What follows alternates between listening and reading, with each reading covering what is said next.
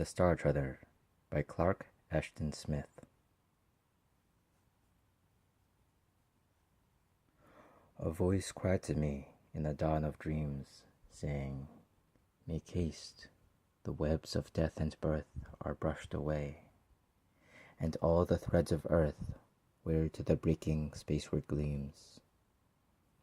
Thine ancient pathway of the suns, whose flame is part of thee, and deep's outreach immutably, whose largeness runs through all thy spirit's mystery. Go forth, and tread unharmed the blaze of stars wherethrough thou camest in old days. Pierce without fear each fast, whose hugeness crushed thee not within the past. A hand strikes off the chains of time, a hand swings back the door of years. Now fall earth's bonds of gladness and of tears, and opens the straight dream to space sublime. Who rides a dream? What hands shall stay? What eye shall note or measure meet his passage on a purpose fleet, the thread and weaving of his way? It caught me from the clasping world, and swept beyond the brink of sense.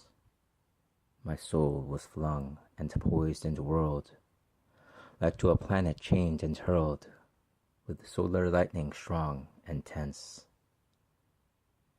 Swift as communicated rays that leap from severed suns agloom, within whose waste no suns illume, the winged dream fulfilled its ways. Through years reversed and lit again, I followed that unending chain, wherein the suns are links of light, retraced through lineal, ordered spheres, the twisting of the threads of years, in weavings wrought of noon and night. Through stars and deeps I watched the dream unroll, those folds that form the raiment of the soul.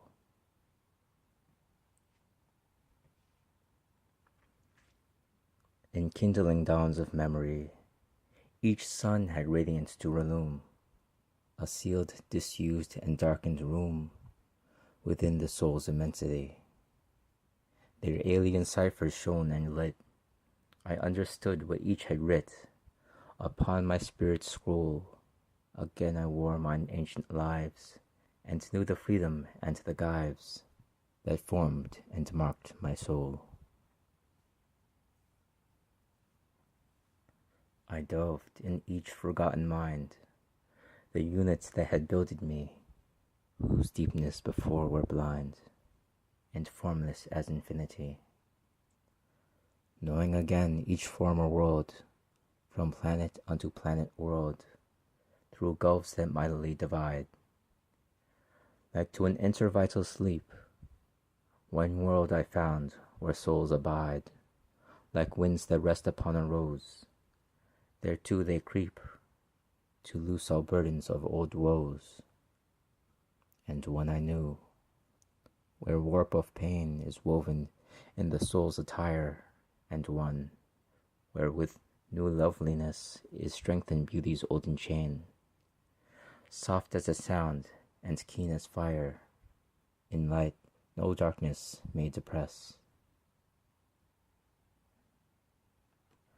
Where no terrestrial dreams had trod, my vision entered undismayed, and life her hidden realms displayed to me as to a curious god. Where colored suns of systems triplicate bestow on planets weird, ineffable, green light that orbs them like an outer sea, and large auroral noons that alternate, with skies like sun held without abate. Life's touch renewed incomprehensibly, the strains of mirth and grief's harmonious spell, dead passions like to stars relit, shone in the gloom of ways forgot, where crownless gods in darkness sit. The day was full of altars hot.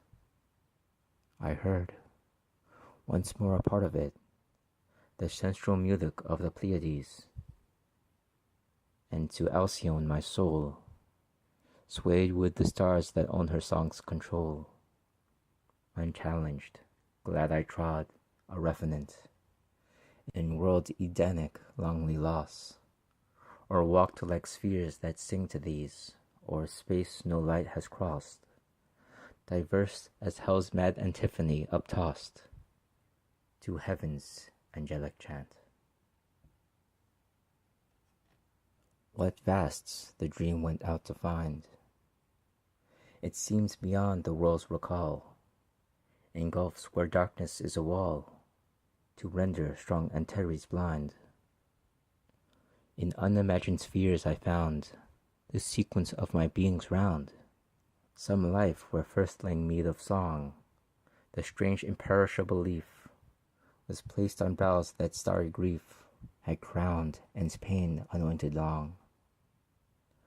Some avatar where love sang like the last great star at morn, ere death filled all its sky, some life in fresher years unworn, upon a world whereof peace was a robe like to the calms that lie on pools aglow with the latter spring. There life's pellucid surface took clear image of all things, nor shook, till touch of death's obscuring wing, some earlier awakening. In pristine years, when giant strife of forces darkly whirled, first forged the thing called life, hot from the furnace of the suns, upon the anvil of the world. Thus knew I those interior ones, whose lives in mine were blent, till lo, my dream, that held a night, where Rigel sends no word of might, was emptied of the trodden stars, and dwindled to the sun's extent. The brain's familiar prison bars, and the raiment of the sorrow and the mirth, wrought by the shuttles intricate of earth.